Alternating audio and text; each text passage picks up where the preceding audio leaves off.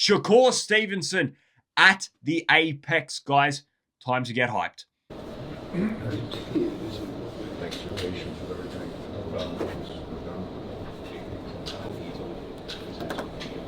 Yes, it's all. All right, man. Welcome aboard. Yeah, I'm happy. I'm happy. We are too.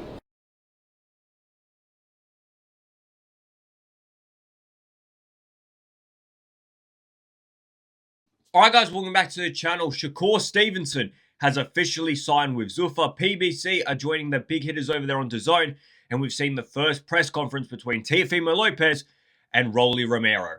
All right, guys, before we get into this video, please do like the video, subscribe to the channel, and do leave all your thoughts in the comments below.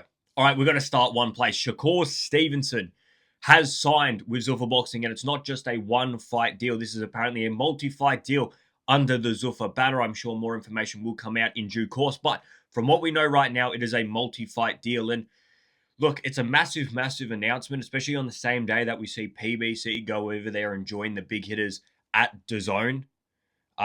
We've now got Zuffa Boxing really doing its own thing, whilst every other major boxing promotional company, some of which weren't working together before, have now all joined forces under DAZN. And you can see basically any fight between any of those fighters easily made between them. And if they're all working together, what does this mean for Zuffa Boxing? Who will come out triumphant?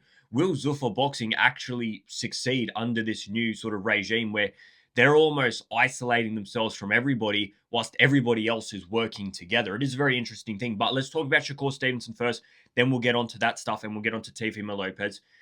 Shakur Stevenson has apparently signed a multi-fight deal with Zuffa Boxing. And the two fights that we keep hearing him talk about, It's a lot of names, you know. My main focus right now, I would think, is Devin Haney or Javante Tank Davis, and them the guys who I think will show that I'm the one. is Devin Haney and Javante Tank Davis. Now, the Devin Haney one I understand, because Devin Haney, I expect, and it wouldn't come out as any surprise to me if Devin Haney becomes a Zuffa fighter like Shakur Stevenson, because Shakur Stevenson, the rumors came out a few weeks ago that Shakur Stevenson was going to be signing with Zuffa Boxing. And at the same time, if not a few days after, we heard, all right, the other person that they're trying to get is Devin Haney. And then obviously we see Devin Haney versus Shakur Stevenson. I think that fight is the one that is the long-term goal, if not the short-term goal, for Shakur Stevenson and Devin Haney. Devin Haney and Shakur Stevenson, I expect them both to come over to Zuffa Boxing. I expect them both to vacate their titles, and I expect them both to take a fight at welterweight. I think a lot of it will depend on when Shakur Stevenson wants to fight at welterweight, because, in the negotiations outside of Zuffa, it did sound as though the biggest blockade in that fight being made was the fact that Shakur wanted to catch weight, and Devin Haney, of course, wanted to fight at 147 pounds. So they'll have to come to an arrangement. Obviously, at Zuffa Boxing, there is no super lightweight division. It's either lightweight or it is welterweight division. And if we talk about fighters that are in Zuffa right now, there's not a lot of options. I mean, we're either looking at Rayo Valenzuela, who just got that knockout victory over Edwin De Los Santos in the rematch, or we're looking at Conor Benn, who's still apparently in negotiations in a fight with Ryan Garcia. If that fight gets made, gets confirmed, I don't know the current state of that fight. Lots of people are saying it's a done deal. I haven't actually heard either promoter come out and set it down and say, nah, this is 100%, this is happening. It's done. It's confirmed. It's finished. It's ready. So you've either got Conor Benn, you've got Rayo Valenzuela in-house fights, or you're saying, all right, who can we get that's outside? And the two names that we keep hearing are Javante Tank Davis and Devin Haney. The Devin Haney one, like I said, I think it's doable once Shakur Stevenson says, I'm ready to fight at 147. I don't think Devin Haney will budge. So it'll be up to Shakur when he wants to move to 147. And the Tank Davis fight, well, Tank Davis, I don't think it would be hard to get Tank Davis over to Zuffa Boxing. You throw a good-sized bag at him, yeah, he'll come. He'll fight Shakur Stevenson. We think. Obviously, Shakur Stevenson and Javante Tank Davis, that's a fight that we've been wanting for years, and it's never happened. And with Javante Tank Davis and all the personal issues that go on over there at Tank Davis's, you just really never know, and you can't really rely on someone like Javante Tank Davis. So, if I'm to pick the next fight for Shakur Stevenson, I'm actually going to say that we're probably going to see him in there with Rayo Valenzuela. That's probably my guess because he's a signed Zuffa fighter right now. Everybody else that you're sort of saying, all right, they've got to sign first. If what we're hearing is true about Ryan Garcia and Conor Benn, well, you're going to have to wait until next year to fight Conor Benn, and most likely you're going to be fighting a Conor Benn that's off a loss, which I don't think Shakur Stevenson's going to want to do. So, look, it's an odd deal to make. If Zuffa can deliver the big fights, then you've got no problem with it at all. But can they deliver the big fights? That's the big question. All right, PBC has joined the big hitters over there at DAZN. We got PBC, we got Boxer, we got Top Rank, we got Queensbury, we got Matchroom, we got Golden Boy, we got all the big promotional companies now accompanied by the PBC. The PBC, a company that for a very, very long time, or basically since its inception, hasn't really exactly been the easiest one to work with, all right? They do not want to work with other promotional companies. They like to protect their fighters. We see it still today, the way that they protect people like Fundora. All right, it's ridiculous in my opinion. But now that they've joined DAZN, I see no excuses for why the big fights can't happen and why their big fighters shouldn't be taking on the other big fighters. And I think it will deliver this fight between Fundora and Boots Ennis. I do think that is one of the long-term fights that is going to be made under this new promotion. Obviously, Fundora is going to go take that easy fight against Hadrabij. I say it's an easy fight. It's just not the fight I want to see him in. All right, it's him versus Boots Ennis, him versus Virgil Ortiz. They're the fights we want to see.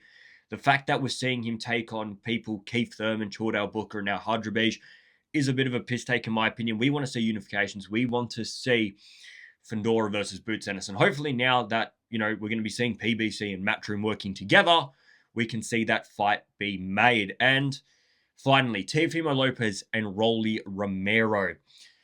A weird press conference, a very weird press conference. Also in that press conference, we sort of heard that Teofimo Lopez has signed a $20 million deal. Things and you don't supply nothing. So I think that's the biggest factor. I want people to understand that. Me at 28, the reason why this deal happened with Takeover Promotions directly with DAZN, and this is a 20 million plus deal. But the reason why this happened was because I supply and I demand. And a lot of these young fighters need to understand not everybody's going to get this opportunity. Oscar De La Hoya was able to do it because he supplied and he demanded. He was an American Mexican and a gold medalist and all the other great things. So you got to first look at your market, and from there, that'll be your thing. But if all these fighters are talking on Twitter, how many of you guys are entertained on that? Has it been played out? Can I hear like a yes? Yes, yeah. Yes? Where all the best fights happen? All right, there's $20 million deals. So, they're throwing the money around over there. And for Teofimo Lopez versus Rolly Romero, a very weird press conference. And this is probably one of my biggest fears about this fight. Look, if these two guys hated each other, I would have no problem with this fight at all, to be honest with you. I think it would deliver. I think the numbers would be made. I think people will pay to watch it. Teofimo Lopez shouldn't be in this world title fight. All right, and Rolly Romero should be defending against Jack Catterall, and I get all that, but this is the fight we've got, and it's based off money. The worry that I have is almost sort of what we saw in the press conference today. We saw Rolly Romero and Teofimo Lopez very, very chummy. We saw Teofimo Lopez giving him gifts such as feet. Here you go. All right. So, you guys don't know, loves feet. A man loves feet, so I got 2 feet. Here's his other pair. That's his fetish. But my worry is we've got these two guys being very lovey-dovey. The only sort of hatred, sort of rudeness that we saw in that press conference was from Teofimo Lopez's dad. Now, Teofimo Lopez and Rolly Romero, every fight that you see him in, it's entertaining. It brings eyes to it because of their shit talk to their opponents. But now we've got two guys that seem quite chummy. Not only is that, how's that going to impact the selling of this fight? We're not going to see the shit talk like we did Teofimo Lopez versus Shakur Stevenson. But at the same time, without that hatred, without that sort of shit talk, without that build-up, without, the fuel behind these two guys and them being so chummy, what sort of fight is that actually going to deliver? Is this going to deliver a half-assed fight where neither guy is really going in there with any malice?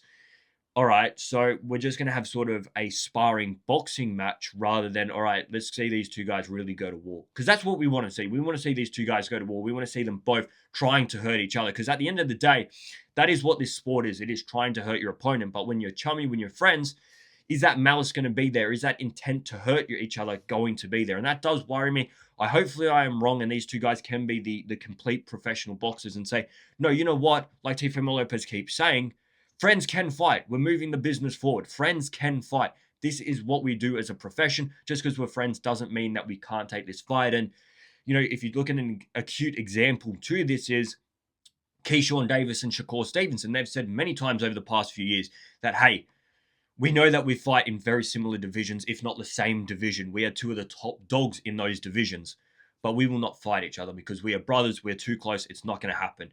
All right. And if that fight did happen, I worry with the same thing. All right, is that malice going to be there? So that is my worry. It was a bit of a weird press conference. Like I said, it wasn't the typical Rolly Romero and Teofimo Lopez press conference in any way, shape, or form. The PBC announcement got made at the same time. And look, that's the one that caught my eye. That's the one that I'm saying, all right, finally, I want to see these PBC fighters actually take the toughest fights. For Shakur Stevenson, I expect fights to be Rayo Valenzuela, Devin Haney, and probably Gervonta Tank Davis. Those are the three names. I think I've probably listed those three names in the order of likelihood. I think Rayo Valenzuela is the easiest fight to make, so it's got to be the first one on the list. Devin Haney, well, there's two things that have to happen there. Devin Haney has to come from his promotional company over to Zuffa Boxing, and then, they have to meet at a agreement to fight at welterweight, which I still don't know whether Shakur Stevenson wants to do quite yet. And then Tank Davis. Tank Davis is third. We know Shakur Stevenson wants it. It's the fact that I don't think Tank wants it, and the fact that we don't see Tank fight, and the fact that Tank has so many issues outside. But guys, let me know in the comments below what you guys think. Tell me if you are as hyped as I am to see Shakur Stevenson fighting at the UFC Apex. Like the video, subscribe to the channel, and I'm out of here. See yous.